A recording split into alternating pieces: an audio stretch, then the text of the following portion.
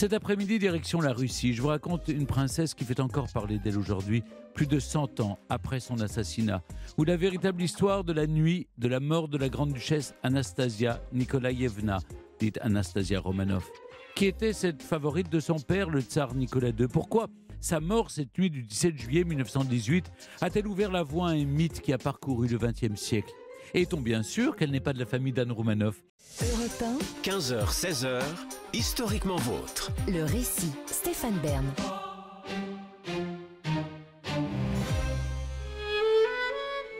Nous sommes au cœur de l'été 1918 à Ekaterinbourg, dans les steppes de l'Oural. Ce 16 juillet, en pleine guerre civile, à 10h du soir, Anastasia Romanov, qui vient tout juste d'avoir 17 ans, se couche aux côtés de ses sœurs aînées, Olga, Tatiana et Maria. Dans la chambre mitoyenne dort son petit frère Alexis, ainsi que sa mère, Alexandra, et son père Nicolas II, le tsar déchu de l'Empire russe. Voilà 2 mois que les Romanov ont été enfermés là, dans la villa d'un riche propriétaire réquisitionné par les bolcheviks, la villa Ipatiev. À minuit, Yakov Yurovsky, en charge de la détention des Romanov, réveille la famille en urgence. Il demande à tous de se vêtir afin d'évacuer au plus vite la maison. Un bataillon étranger de l'armée contre-révolutionnaire est aux portes de la ville. Nicolas Romanov se rend premier, portant Alexis dans ses bras. Sa femme et ses filles le rejoignent, suivis par le docteur de la famille et leur tout dernier domestique devenu prisonnier volontaire. Leur geôlier les guide jusqu'à une pièce en sous-sol. À la demande des époux, 2 chaises sont apportées. Nicolas s'assoit avec son fils sur ses genoux. Debout derrière lui se tiennent les 4 sœurs en tenue de voyage. Yakov Yurovsky les informe que des voitures sont en route pour venir les chercher. Puis il sort de la pièce et remonte à l'étage. Que s'est-il passé cette nuit-là? Quoi qu'il en soit, 15 jours plus tard, Pierre Gilliard, le précepteur suisse des enfants du couple impérial, arrive à Ekaterinbourg. Si le tsar n'est visiblement plus, Gilliard est à la recherche de l'impératrice et de ses enfants qui, d'après l'annonce officielle, ont été évacués et mis en lieu sûr. Aussitôt, il se rend auprès du magistrat Nikolai Sokolov, un juge d'instruction tout juste mandaté par les contre-révolutionnaires afin d'enquêter sur l'assassinat présumé du tsar. Mais l'espoir du précepteur s'amenuise au fur et à mesure des découvertes de Sokolov. Malgré tout, il décide de l'accompagner à une vingtaine de kilomètres de là, dans une petite forêt de pins où l'enquêteur espère découvrir la vérité. Bien des rumeurs vont se glisser dans les zones d'ombre de cette enquête. L'une d'elles voudrait que tous les enfants du couple impérial, les 4 grandes duchesses et le tsarevitch Alexis, ne soient pas morts assassinés cette nuit-là, et que l'une des filles au moins aurait survécu, une miraculée, la grande duchesse Anastasia, la plus jeune des 4 sœurs Romanov. Et son enfance, privilégiée auprès de sa famille à l'écart du monde, ne laissait nullement présager un tel destin. Anastasia Nikolaïevna Romanova vient au monde le 18 juin 1901. Elle est la 4e fille de l'empereur Nicolas II, autocrate d'un immense empire millénaire qui, en retard par rapport à ses voisins européens, se modernise alors à grands pas. Cette société rurale soumise à son tsar se modifie en profondeur. En quelques décennies à peine, le monde russe se transforme. Il ne se limite plus à une classe dirigeante aristocratique d'un côté, à une masse paysanne de l'autre.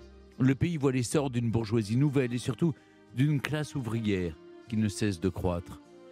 Les nouveaux monarques ne sont pas adaptés à de tels défis. Le jeune Nicolas Romanov est le premier à le savoir lorsqu'il accède au trône à seulement 26 ans. Il est resté en retrait du pouvoir et n'a qu'une vague idée de la chose politique. Il s'est marié avec une princesse étrangère très pieuse qui a adopté la religion et le pays de son mari et a abandonné son patronyme allemand pour celui d'Alexandra Féodorovna. La splendeur de leur sacre, le 18 mai 1896, est éclipsée par un mouvement de foule qui fait plus d'1 millier de morts à Moscou, comme un mauvais présage. Pourtant, on attend beaucoup de ce jeune couple. Un vent nouveau souffle sur ce pays qui a tant besoin de réformes. Mais les espoirs de toute une génération sont vite balayés. Le nouveau tsar se veut fidèle à l'héritage autocratique. Mystique, la jeune impératrice croit à la sacralité de ce mari qu'elle vénère. Le tsar et la tsarine vivent un grand amour et entendent régner en maître absolu de la Sainte Russie. Même si ses parents espéraient un garçon, la petite dernière, Anastasia, est élevée dans le même amour que ses sœurs Olga, Tatiana et Maria. Plutôt que le palais d'hiver de Saint-Pétersbourg, les parents ont choisi de s'installer au palais Alexandre, à Tsarskoïe Selo, en périphérie de la capitale. Une demeure somptueuse dans un parc immense, à l'image de la fortune colossale de la famille Romanov. Dans cet univers privilégié et fermé au monde extérieur, Anastasia passe une enfance heureuse. Souvent indisciplinée, elle échappe aux réprimandes de ses gouvernantes anglaises, comme au cours de français du précepteur Gilliard.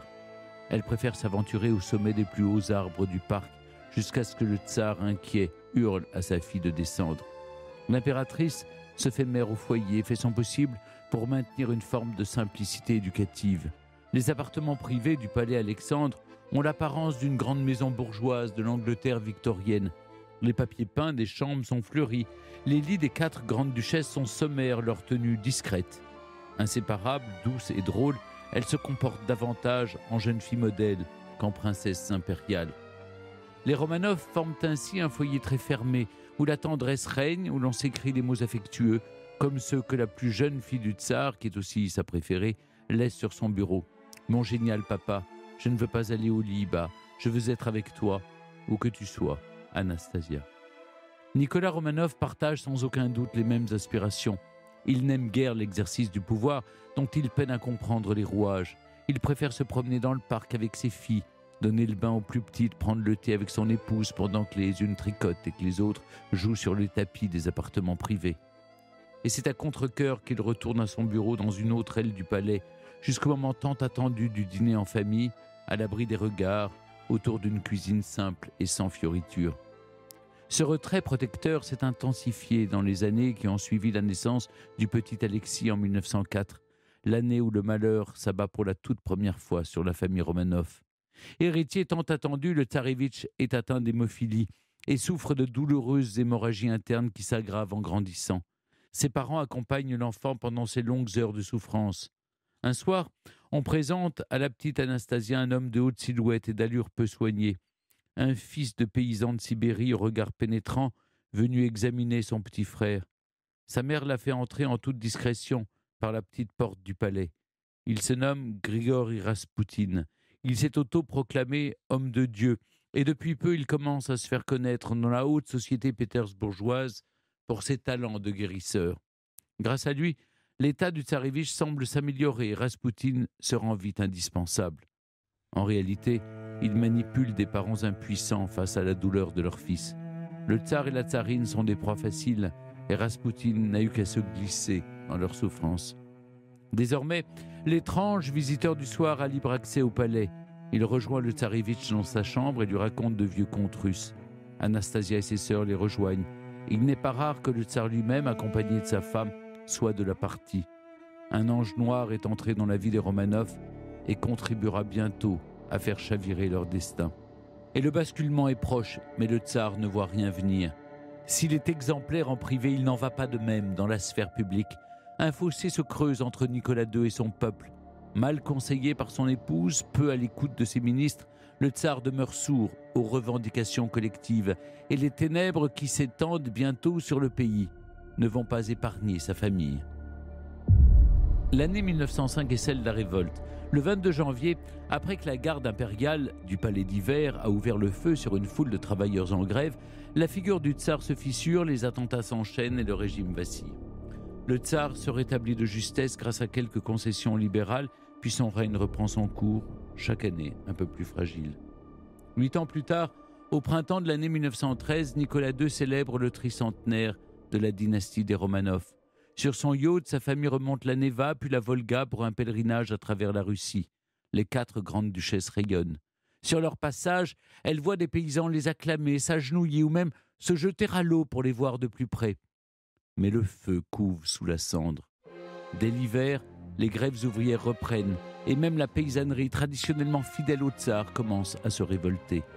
À l'été 1914, la Russie est un pays miné par des années d'instabilité. Elle entre pourtant dans la guerre contre l'Allemagne et l'Autriche-Hongrie. Le premier conflit mondial désorganise ce pays très mal préparé. Dès 1915, la guerre frappe le sol russe et la misère s'empare des villes. Sur le front, les soldats paysans manquent de tout. Beaucoup blessés, mutilés ou déserteurs errent dans les rues de la capitale.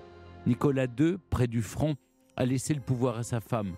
Raspoutine, devenu conseiller de l'ombre de la tsarine, est assassiné par le clan familial.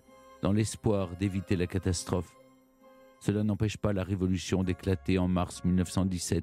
Le tsar est forcé d'abdiquer. Rentré dans sa capitale, il fond en larmes dans les bras de sa femme. Dès lors, celui qui n'est plus que le citoyen Romanov est assigné à résidence avec sa famille au palais Alexandre. Désormais, de l'autre côté des grilles, en lieu et place des cavaliers cosaques, la grande-duchesse Anastasia peut observer les soldats de garde, débraillés et éméchés. Certains s'amusent à abattre les biches qui vivent dans le parc. Âgée de 16 ans, la dernière fille des Romanov voit se décomposer l'univers féerique dans lequel elle avait grandi. Celui-ci n'est plus qu'une prison dorée. Sa mère ne se lève plus de son divan. Son père, abattu, erre en silence dans les pièces vides. Pendant 4 mois, la famille tente pourtant de conserver un semblant de vie commune et de dignité. Grâce au précepteur Gilliard, qui écrit pour eux des pièces de théâtre, les 5 enfants recréent une forme de légèreté qui fait la joie de leurs parents. En août 1917, en toute discrétion, les Romanov sont transférés à Tobolsk, dans la steppe sibérienne, une région isolée et jugée tranquille. C'est là-bas, dans la résidence du gouverneur où il loge avec sa famille, que l'ancien tsar apprend que Lénine vient de s'emparer du pouvoir.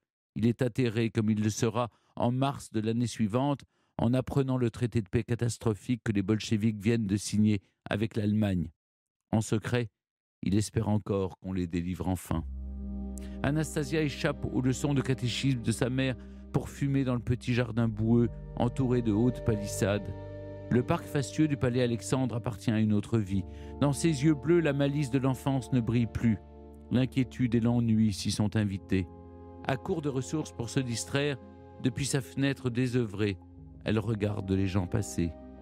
Depuis quelque temps déjà, les soldats ne se contentent plus de les dévisager, elle et ses sœurs, comme des bêtes de foire. Ils leur lancent désormais des regards bien plus hostiles. Le 22 avril 1918, un homme mandaté par Moscou se présente à Nicolas Romanov et lui annonce son transfert dans la nouvelle capitale bolchevique. Mais les membres du soviet de l'Oural interceptent le train lors de son passage à Ekaterinbourg, une ville très hostile au tsar.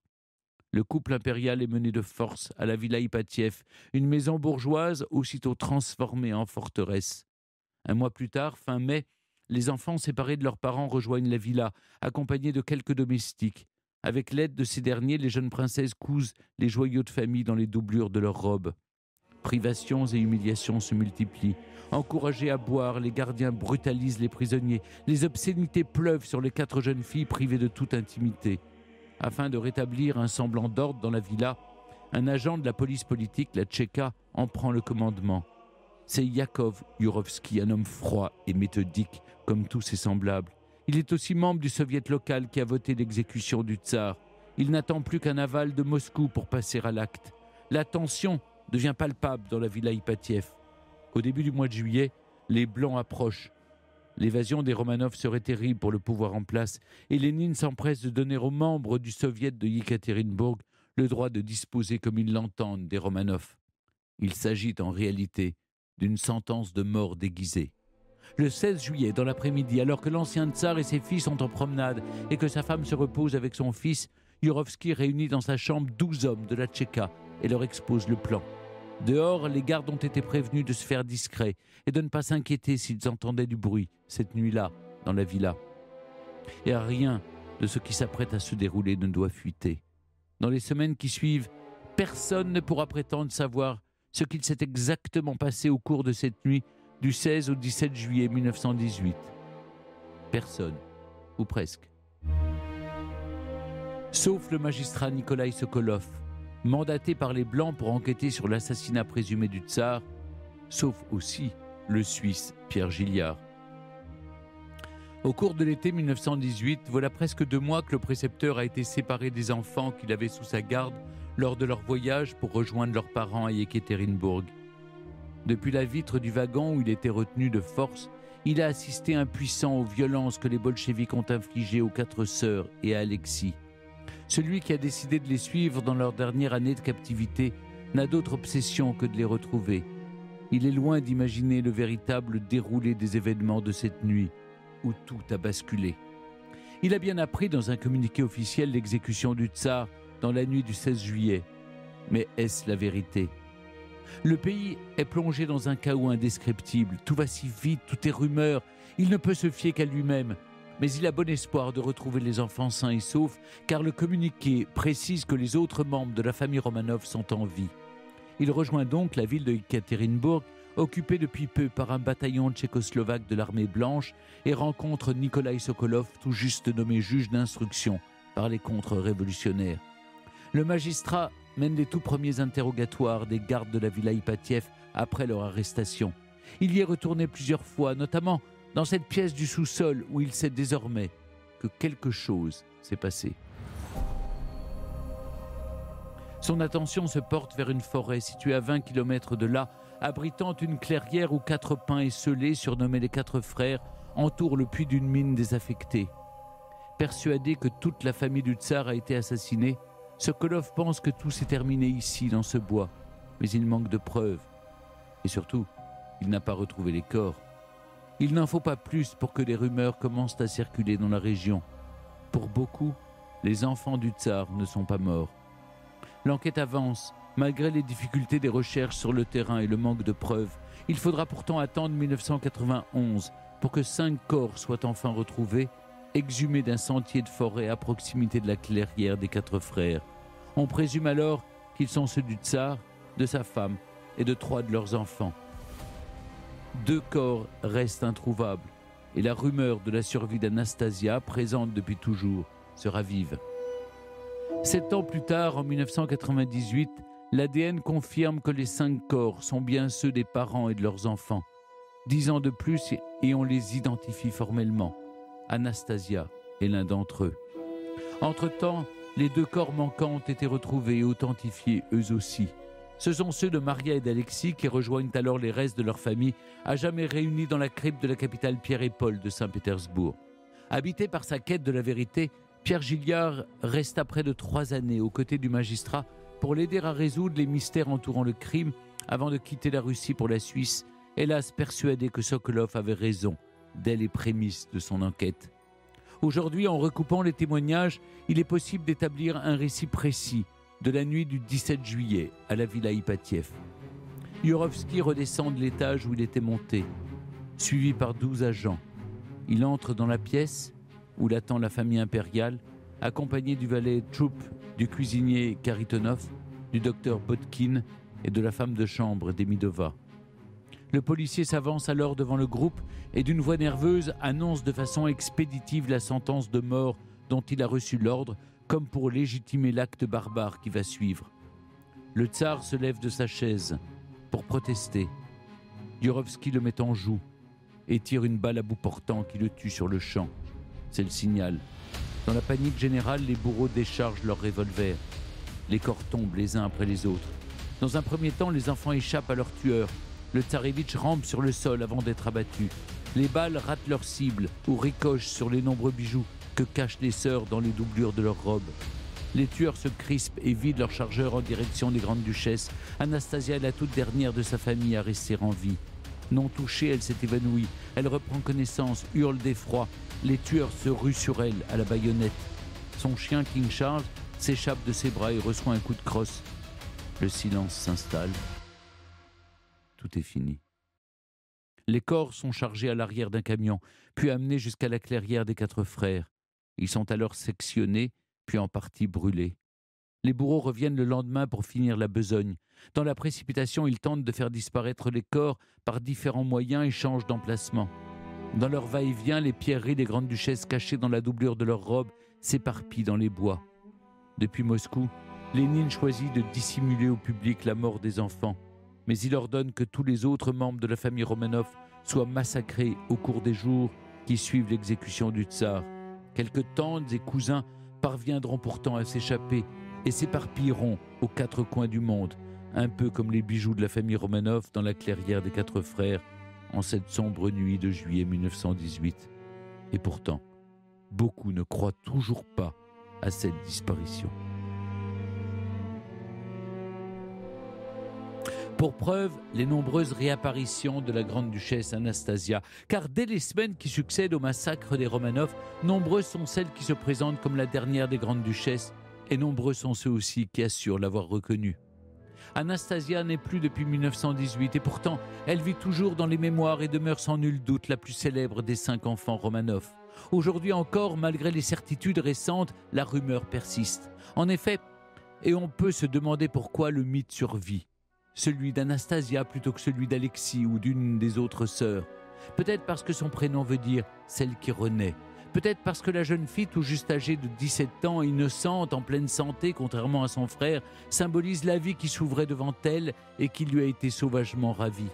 Sa survie, en forme de réincarnation, est sortie de l'imagination de ceux qui n'ont jamais pu accepter la réalité de sa mort. Anastasia symbolise à elle seule le martyre des Romanov.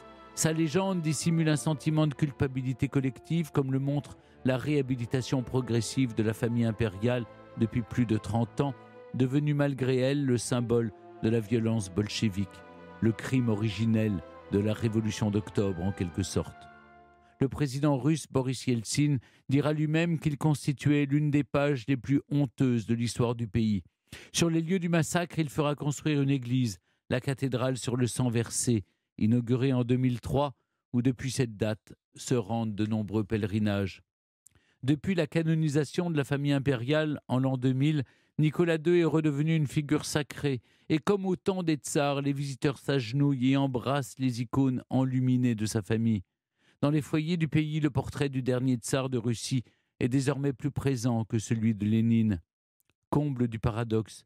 En 2008, sur la chaîne de télévision publique Rossia, l'ancien souverain arrivait à la première place du classement provisoire du concours du plus illustre des Russes. La seconde position revenait alors à Joseph Staline. Comme le symbole d'une perte de repères, d'une schizophrénie mémorielle de cette Russie qui n'a pas fait la paix ni avec ses morts, ni avec l'histoire tragique de son siècle passé. Europe 1, historiquement vôtre. Alexandre Zoum, merci d'être toujours avec nous sur Europe 1. Le destin d'Anastasia, qui n'a vécu, elle, que 17 ans, a donc alimenté beaucoup de légendes. Pourquoi c'est tombé sur elle ? Ces 4 frères et sœurs qui ont connu le même sort n'ont pas fait couler autant d'encre. Et puis c'est vrai qu'il y a eu l'affaire Anderson. Oui, c'est sans doute dû en fait à l'affaire Anderson, puisque il y a eu plus de faux Alexis et de fausses Maria, pour des raisons assez faciles à comprendre. Le faux Alexis parce qu'il s'agit de l'héritier, et donc il y avait l'espoir que quelqu'un viendrait relever l'étendard des Romanov et restaurer la monarchie en Russie, et Maria parce que c'était la moins connue de toutes les sœurs. En fait, sachant que Olga était l'aînée, que Tatiana était la plus jolie, que celle qui avait le caractère le plus fantasque était Anastasia. Donc Maria, c'est celle qui est toujours dans l'ombre de tous. Et il y a eu quand même 53 fausses Maria qui se sont déclarées au fil du siècle, contre seulement, je crois, 33 ou 34 fausses Anastasia. Donc c'est tombé sur elle, et surtout il y a eu cette histoire extraordinaire effectivement d'Anna Anderson. Donc c'est une jeune femme qui s'est présentée d'abord comme une Anna Tchaïkovski, qui a été empêchée de se suicider, qui ensuite a prétendu s'appeler Anna Anderson, qui a été tour à tour reconnue, puis désavouée, puis à nouveau reconnue, et puis qui surtout a fait l'objet de 2 films, un dès 1930, qui a été complètement oublié, d'ailleurs qu'on croyait perdu et qui a été retrouvé récemment en Belgique, et surtout un fabuleux film avec Ingrid Bergman par Anatoly Litvak en 1956. Et donc il n'y a pas plus de fausses Anastasia, mais c'est la plus connue. Et ce système s'inscrit à la fois donc dans cette volonté de la part de l'aristocratie européenne et en partie des Romanov de se dire que l'histoire n'est pas finie, que finalement les Romanov survivent à l'histoire et survivent à la parenthèse aussi bolchevique aujourd'hui.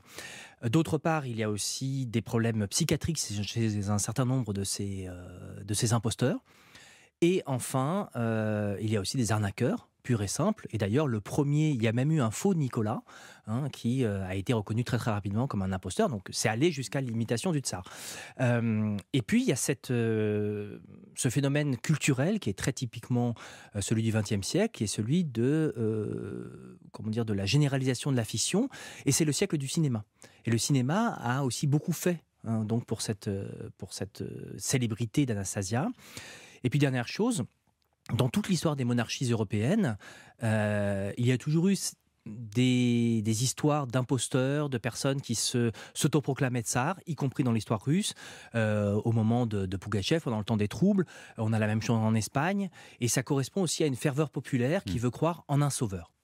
Et puis, il y a un phénomène aussi en Russie que vous connaissez bien, qui est la nostalgie peut-être d'un âge d'or, en tout cas la nostalgie des tsars qui renaît depuis quelque temps. Oui, en effet. Alors, aujourd'hui, mais dans la Russie soviétique, une fois passée la guerre civile, ce n'était pas un sujet qu'il fallait aborder spontanément, et ça a surtout fait florès dans les pays où il y avait des Romanov, d'une part, où il y avait une forte diaspora de Russes qu'on dit blancs, qui n'étaient pas tous des monarchistes, ou qui n'étaient pas tous des aristocrates, mais qui avaient besoin d'un récit alternatif, parce que les bolcheviks diffusaient un récit très très fort sur l'histoire russe. Et il fallait trouver quelque chose d'aussi fort. Qu'est-ce qu'on pouvait apporter ? L'armée russe, elle avait lamentablement échoué. Le tsar, on l'a dit, ce n'était pas le meilleur des tsars, ni le plus célèbre. Et donc, qu'est-ce qui restait ? Eh bien, cet espoir, cette fabuleuse fiction d'une femme qui survivait malgré ses blessures, et qui correspond à l'un des schémas les plus anciens, au fond, de la littérature, et donc du spectacle. De ce point de vue-là, donc, c'est en France, c'est en Allemagne, c'est aux États-Unis, là où il y a une tradition littéraire forte et une industrie cinématographique extrêmement performante, que non seulement naît le mythe, mais aussi qu'il s'alimente. Nicolas II, le père d'Anastasia, donc, aimait la vie de famille avec ses 5 enfants, mais on a surtout le sentiment, quand on lit son histoire, qu'il n'avait aucune envie d'exercer le pouvoir, et que s'il n'y avait pas eu la mort tragique de son frère aîné, c'était plutôt un fardeau pour lui. C'est au fond l'anti-tsar.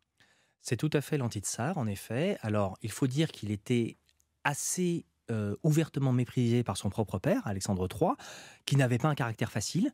Il n'était pas le chouchou non plus de sa mère, qui était une princesse danoise, voilà. Il a vécu dans l'ombre de 2 morts. La mort du frère aîné, qui était censé être, qui avait été élevé, éduqué dans l'idée qu'il serait le tsar, et qui, semble-t-il, avait plutôt le caractère assez bourru et assez décidé, autoritaire de son père, et puis de son père qui est mort en fait des suites d'un attentat, un attentat de 1887.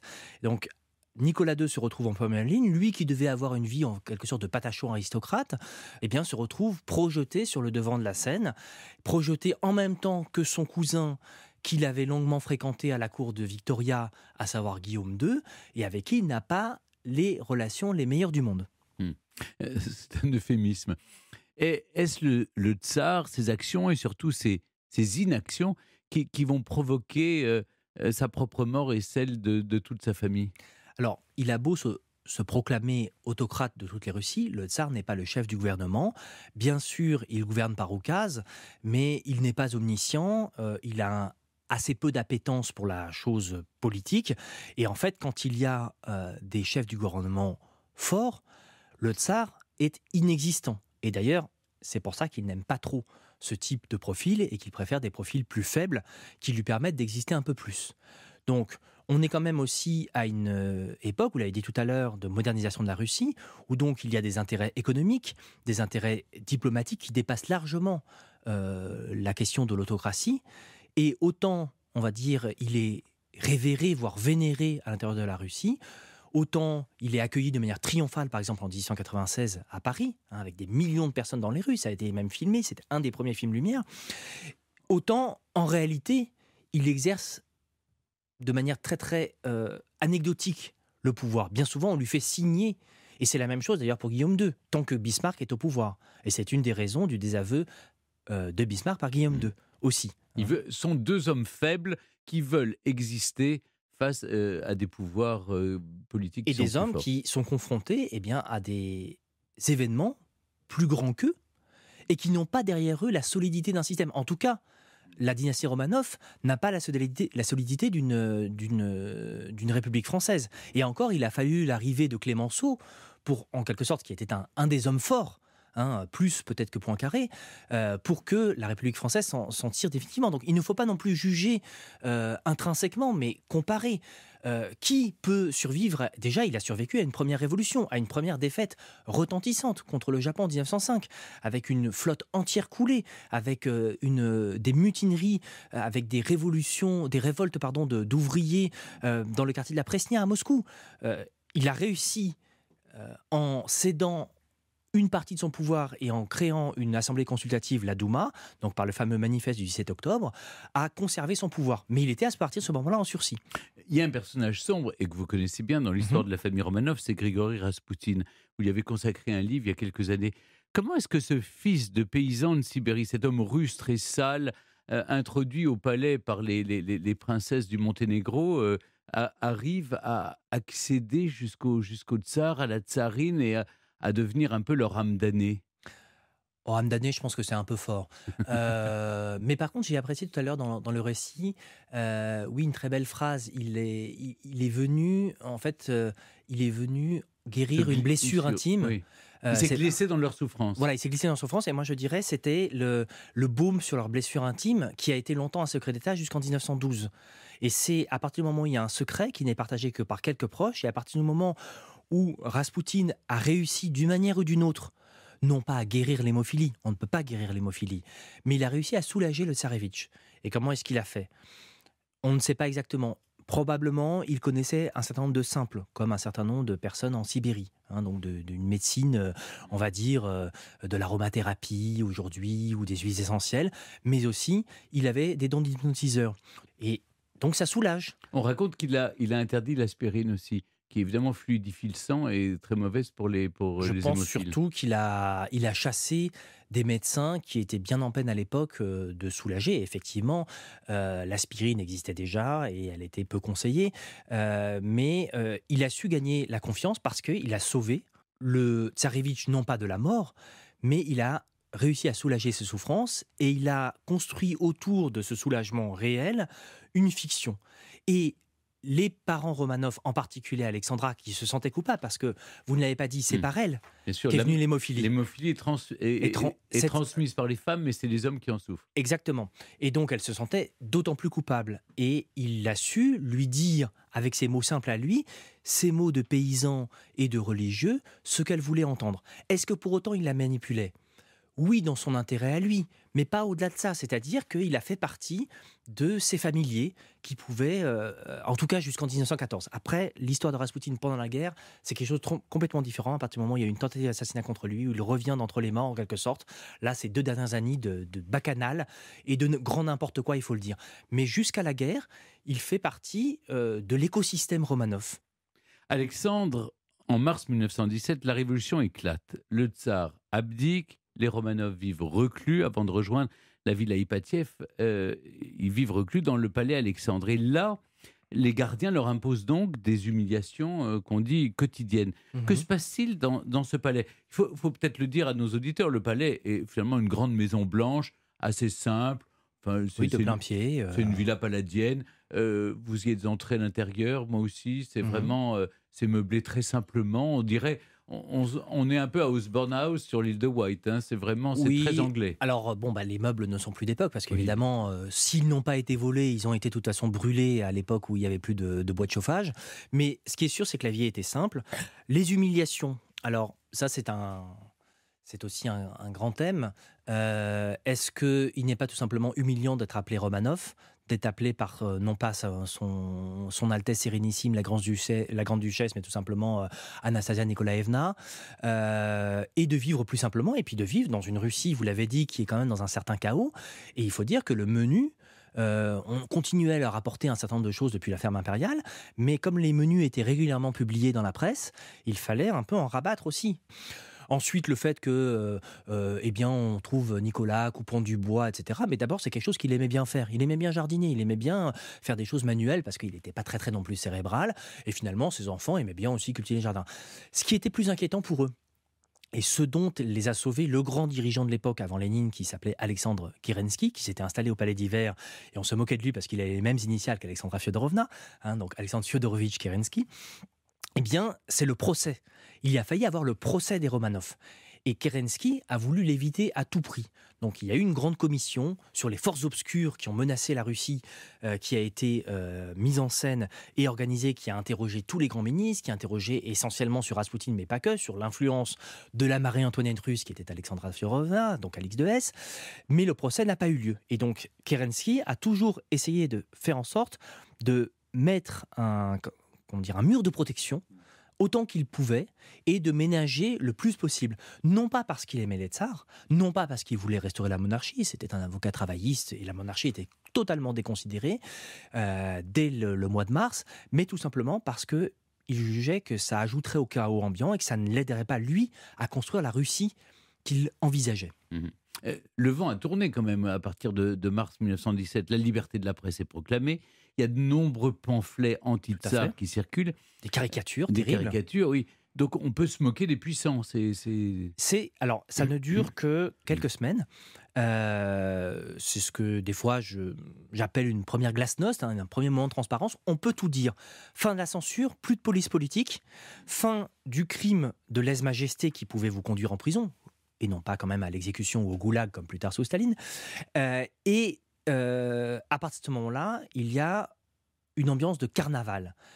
Carnaval au sens fort du terme, au sens presque barthinien du terme. Donc, inversion des valeurs, ce qui était le plus élevé devient le plus bas, ce qui était le plus révéré et le plus foulé aux pieds et traîné dans la boue. Mais ça n'a qu'un temps, parce que après, les véritables problèmes reviennent. La guerre continue. Les paysans sont en train de se révolter et de saisir les terres. Les soldats se mutinent. Le lien avec le principal allié qui fournit les armes et les finances, en s'endettant gravement d'ailleurs auprès des Britanniques et des Américains, à savoir la France, se dégrade. Et donc, l'actualité, c'est plus le tsar dès le mois de mai. L'actualité, c'est les problèmes de négociation de salaire et de cogestion ouvrière dans les usines, notamment les usines de guerre. L'actualité, c'est les défaites sur le front et l'impossibilité de repartir à l'offensive. Et l'actualité, c'est le fait que les paysans sont en train de faire leur propre révolution, qui n'est pas la révolution bolchevique, qui n'est pas la révolution libérale bourgeoise de Pétrograd. Ils sont en train de réaliser le vieux rêve paysan, la terre à celui qui la cultive. Anastasia, on l'a raconté, a été assassinée avec sa famille durant la nuit du 17 juillet 1918. Aujourd'hui, on dit, c'est supposé que c'est sur ordre de Lénine. Mais les enquêteurs russes, en 2011, ont affirmé qu'il n'en existait pas de preuves. Selon vous, Alexandre, qui a fait tuer la famille Romanov ? Alors, il est vrai que, d'un côté, la Tchéka, donc la commission extraordinaire de lutte contre la contre-révolution et la spéculation, qui devait donc être temporaire, le temps de la guerre civile, a procédé à l'exécution d'un certain nombre de Romanov. Elle l'a procédé, mais dans des circonstances bien particulières, qui étaient que la Tchéka, de manière spontanée, autonome, a décidé qu'il y avait des complots aristocratiques contre le pouvoir bolchevique. Ce qui a suscité d'ailleurs de très fortes réticences et même une exigence posée à Lénine et à Dzerzhinsky de clore, de fermer la Tchéka, de la liquider, comme on disait à l'époque, parce qu'elle avait pris trop de pouvoir et trop d'autonomie. Et notamment, elle exécutait sans procès. Il y avait des règles donc de l'égalité révolutionnaire. Ça, c'est la première chose. De l'autre côté, je l'ai dit, le tsar, sa famille, il n'avait plus de valeur. Et je pense que cette idée assez romantique, au fond, très Louis XVIe, d'une grande cavalcade de blancs qui viendraient récupérer le tsar, le porter à la tête des armées et venir libérer non plus la France révolutionnaire de 1791, mais la Russie révolutionnaire de 1918, eh bien, elle est essentiellement romantique. Pourquoi ? D'abord parce que la plupart des généraux blancs, qu'on appelle blancs, n'étaient pas fondamentalement monarchistes. Ils étaient surtout, Dénikine était dénikiniste, Wrangel était wrangelien, et Koltchak, qui a fait un coup d'État en novembre 1918, était koltchakien. Ils n'avaient pas besoin de tsar, puisqu'ils voulaient être les grands dictateurs. Et qu'il y a eu déjà un premier dictateur, le premier des Blancs, ça a été Lavre Kornilov, qui, provoqué plus ou moins par Kerensky, a tenté lui-même une dictature politique, fin août, début septembre 1917. Donc, aucun intérêt politique, aucun intérêt stratégique, puisque les alliés de la Russie blanche de l'époque sont pas du tout des monarchies. Alors bon, il y a certes la monarchie anglaise, mais c'est quand même une monarchie de représentation. Et les tout derniers monarchistes de de Russie, qu'est-ce qu'il souhaitait éventuellement mettre en place? Ce serait une monarchie parlementaire, justement à la britannique, avec un roi qui n'aurait, ou une reine d'ailleurs, qui n'aurait qu'un rôle de représentation. Donc pour moi, il n'y a pas de valeur politique. Donc du coup, pour Lénine, qui était quand même un politique avisé, créer une victime, un martyr, n'allait pas dans le sens de l'histoire. En revanche, donc, il y a cette question locale, opérationnelle, de ces bolcheviks locaux à qui on a confié cette garde-là, qui se sont retrouvés en fait un peu embarrassés, il faut le dire, de cette famille Romanov, et qui, je pense, ont jugé qu'il n'était pas utile de s'embarrasser de ce poids dans leur fuite. Et d'ailleurs, certains n'ont pas pu fuir puisqu'ils ont été pris par les Blancs. Peut-être aussi, et ça n'a pas été dit suffisamment à l'époque, que l'assassinat avait des motivations tout simplement pécuniaires.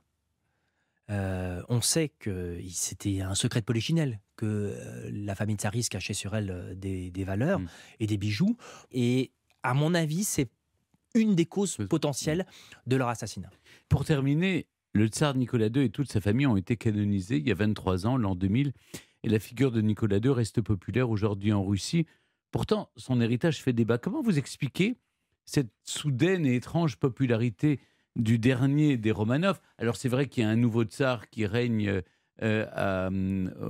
au Kremlin et que d'ailleurs l'aigle bicéphale a retrouvé sa place sur l'ancien drapeau impérial. Mais pas couronné. Mais pas couronné. Certes. Alors, sa popularité, je pense que c'est un tout. C'est-à-dire qu'à partir du moment... Il faut qu'on comprenne la Russie, et donc l'URSS, a subi pendant la Seconde Guerre mondiale un très fort traumatisme culturel.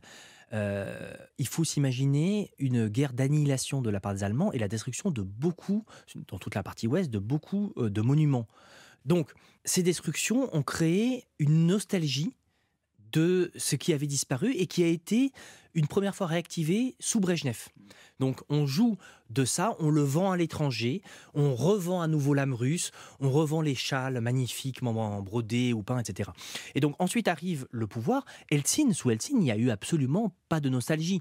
Alors bien sûr, il a parlé de ce fait honteux, mais c'est à partir du moment où véritablement la nation russe s'est réaffirmée comme une grande puissance régionale et comme une grande puissance mondiale qu'il a fallu aller chercher avant la parenthèse soviétique, ce qui permettait de réactiver l'idée d'un âge d'or. Mais pour autant, et de manière tout à fait contradictoire en apparence, mais pas tant que ça au fond, Staline aussi a été réactivé. Staline aussi a été réhabilité comme un grand dirigeant. Donc d'un côté, on a cet âge d'or d'avant la chute, avec cette idée qui date de très longtemps, que la Russie, s'il n'y avait pas eu la guerre, qui est un complot étranger contre la Russie, serait devenue la première puissance mondiale devant les États-Unis. Et ça, c'est quelque chose qui est très, très fortement ancré dans la psyché russe encore aujourd'hui. Et de l'autre côté, que l'histoire sait créer de grands leaders, que ce soit Pierre le Grand, Catherine la Grande ou Staline le Grand. Et maintenant, Vladimir le Grand. Mais merci beaucoup à Alexandre Zoum de nous avoir accompagnés cet après-midi dans Historiquement Vôtre pour retracer la véritable histoire de la nuit où est morte non seulement la grande-duchesse Anastasia, mais toute la famille Romanov. J'en profite pour rappeler votre dernier livre, Okhrana, la police secrète des tsars, paru aux éditions du Cerf. Merci beaucoup. Avec plaisir. Historiquement Vôtre sur Europe 1 et en podcast sur europe1.fr.